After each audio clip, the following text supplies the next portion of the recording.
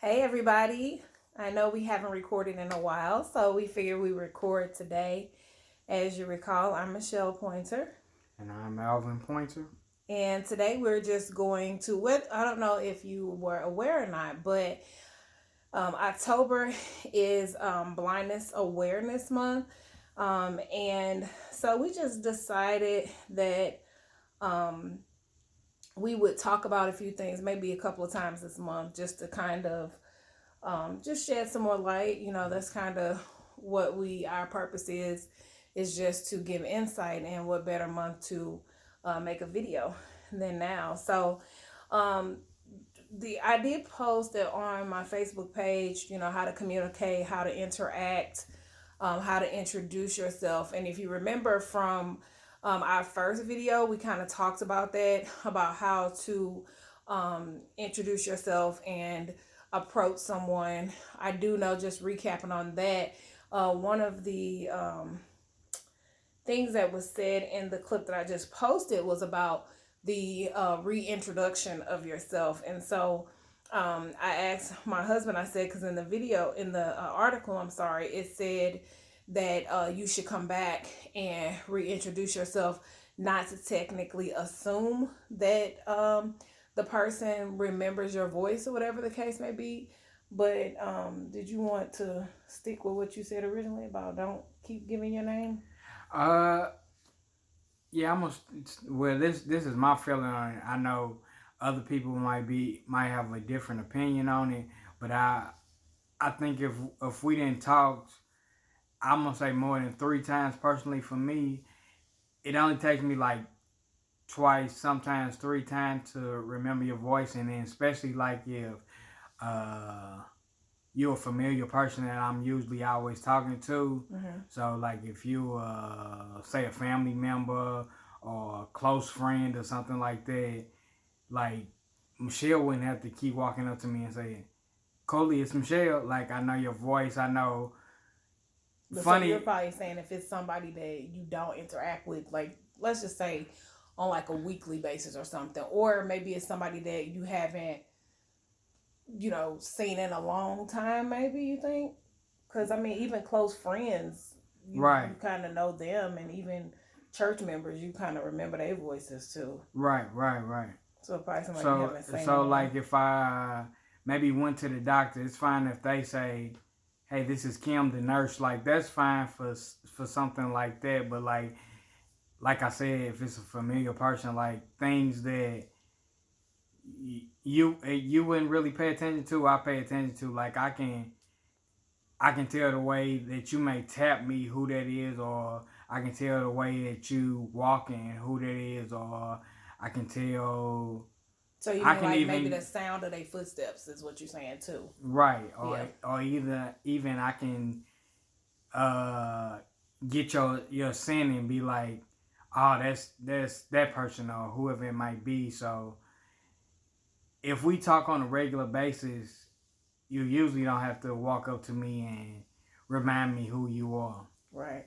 So I would think kind of like what he was saying is that it just depends on that individual. For some people, they may want those frequent reminders, um, but you kind of is from what I'm learning with the time that we've been together is that everybody is different as to how they want to be approached and how they want to be handled. And as I'm learning more and more along the process, whenever something comes up, like a lot of the stuff I've been finding out this month, I was like, okay, well, that's interesting. I'll share that and things like that. And if you're interested in it, watch the videos, read the articles. And if you're not, you're not. We don't expect everybody to be interested in the same thing. But some people just want, to know, because what we've learned is that if people feel like you have some type of minor setback of whatever the case may be, whether it be your vision, your hearing, your weight, a lot of different things, people tend to overlook you, and they tend to categorize you as to what you can't do and what you won't do or what you won't be able to. But much like if somebody is doing something and you wouldn't want to be overlooked, you don't overlook somebody else because you think that this person can't do A, B, and C. You know what I mean? Mm-hmm. Okay. So our topic that we came on to talk about today was something interesting that I saw, and I guess I never really thought about it, and so I was gonna have him explain it to me, but I said we'll just do a video instead, and then we'll let you explain it to everybody because maybe they don't know. So you probably don't know which question I'm going to read you, but not at all. Okay. So did you know that blind and visually impaired people still have dreams? It's being said that people who are blind are just as likely as anyone else to experience vivid dreams while sleeping. The difference is that their dreams are made by sounds, smells, taste. Also, studies show that blind, visually impaired people have more regular nightmares than someone with vision. Now, we're going to let Mr. Pointer give his feedback on that. But I'm like, y'all straight can taste in y'all sleep, because like it be time doing fasting where you be seeing meals and you wish you could taste it. But that's neither here nor there. But truthfully, all jokes aside, what you think about that? Or is that true? The nightmares part, do y'all really taste and things like what is that? Like, is that true? Because I know you told me you dreamed before. Yeah, it's true, but I'm gonna say it's 75% true for me. Now, other people may have nightmares and everything. I haven't had a nightmare. I've had a bad dream, but I wouldn't classify it as a nightmare where I just wanted to wake up. But I do have dreams, and just like they said, you can have all your different senses, like tasting things. Like I do have those, and so like you taste like real life, like if you was eating a plate, you can taste like that in your dream.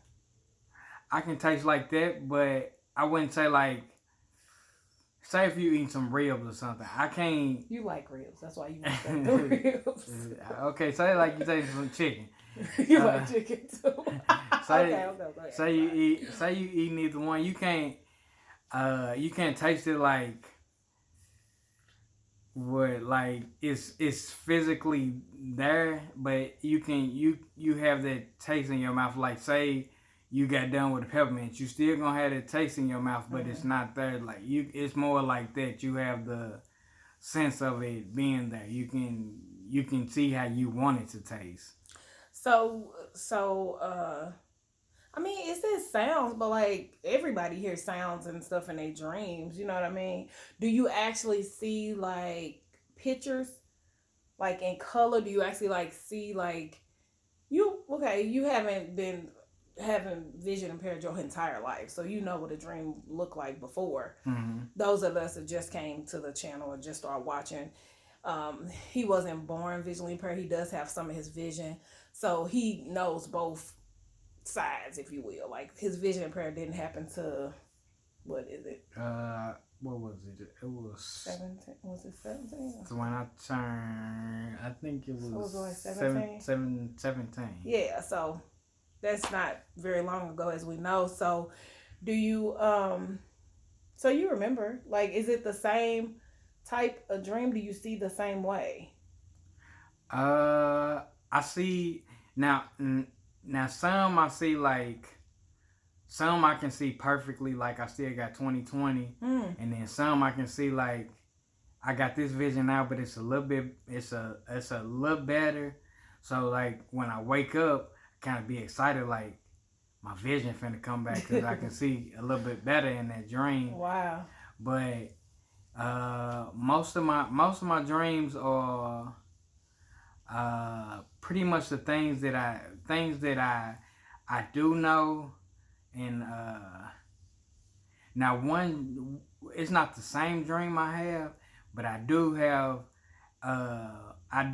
dreams about my father a lot. Wow. But the one thing about it is, like, he never talks in the dream. He kind of more he'd give me the signal of what, like, of what he's talking about. So, and since I knew my dad all my life, like those are the dreams that I can see perfectly. So you can see him perfectly. So you saying like he don't really talk, he just kind of give like signal type things? He'll give me signal type things, or like say it's something like this.